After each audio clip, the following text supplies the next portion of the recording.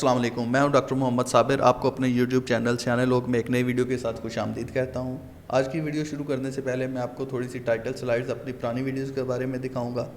जो दोस्त इन वीडियो को देखना चाहें वो मेरे यूट्यूब चैनल सियाने लोग में जाकर इनको देख सकते हैं। इसके अलावा मैं इस वीडियो के डिस्क्रिप्शन में भी इन तमाम वीडियोस के लिंक आपको दे दूँगा, वहाँ से आप इनको देख सकते हैं। चैनल को सब्सक्राइब करना ना भूलिएगा। वीडियो के एंड पे इनको लाइक लाजमी कीजिएगा।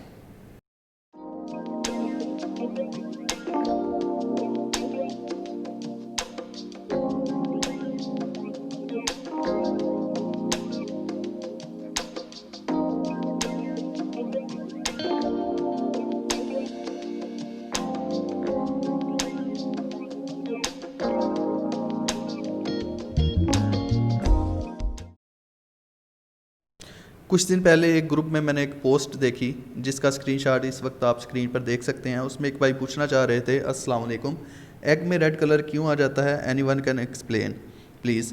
वो भाई अंडे में रेड स्पॉट के बारे में पूछना चाह रहे थे। और इंटरेस्टिंग बात यह है कि इनको बताने वाले लोगों में 90% लोग उनको गलत बता रहे थे। अक्सर का जवाब था कि ये अंडा जो कि कुछ दिन पुराना है इसलिए इसमें चूज़ा बनने का अमल शुरू हो चुका है। ये बिल्कुल गलत है, ऐसा नहीं होता।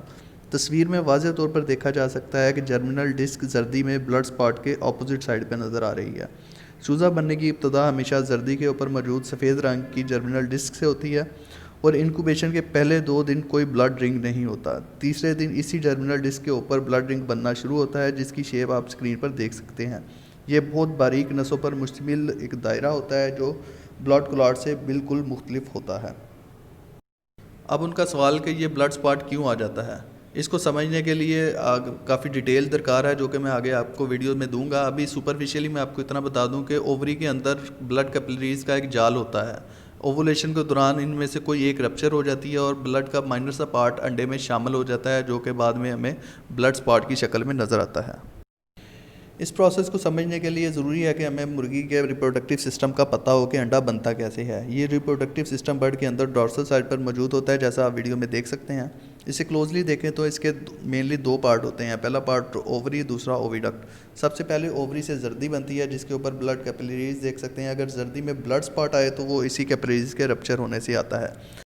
इसके बाद ये जर्दी दूसरे हिस्से यानी कि ओविडक्ट में आ जाती है। ये तकरीबन 24 से 27 इंच लंबी ट्यूब होती है जिसके 3 पार्ट होते हैं, जिसका पहला हिस्सा इनफंडिबुलम, दूसरा मैग्नम, तीसरा इस्थमस होता है।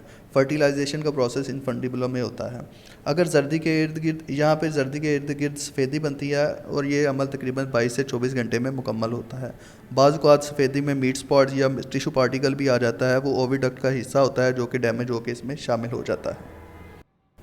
इसके बाद ये अंडा अगले हिस्से में जाता है जहाँ पे इसके इर्द गिर्द शेल बनता है और इसके बाद ये बर्ड इसको ले कर देता है। ब्लड स्पॉट और टिशू पार्टिकल के आने की वजूहात की बात की जाए तो इसमें सबसे पहले नंबर पर स्ट्रेस और डिस्टर्बेंसेस आती हैं।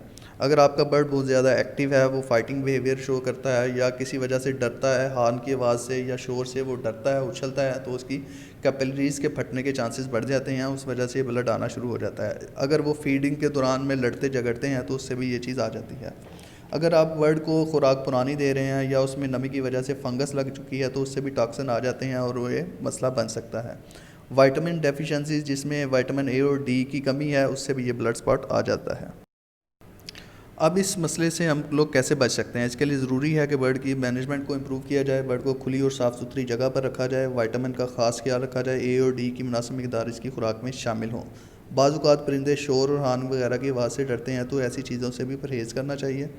अमूमन ये अंडे स्टार्ट होने से 2 से 4% तक हो सकते हैं और जैसे जैसे प्रोडक्शन बढ़ती जाएगी, मुर्गी की एज बढ़ती जाएगी तो ये मसला खुद ही कम होता जाएगा। अब सबसे अहम चीज़ कि ये अंडे खाए जा सकते हैं या नहीं। ये अंडे बिल्कुल खाए जा सकते हैं। इनमें किसी किस्म के टॉक्सिन्स नहीं होते। मामूली से ब्लड स्पॉट को आप अंडे से निकाल दें, इसके बाद इस्तेमाल करें, कोई मसला नहीं है। इसमें किसी किस्म के माइक्रोब्स नहीं होते।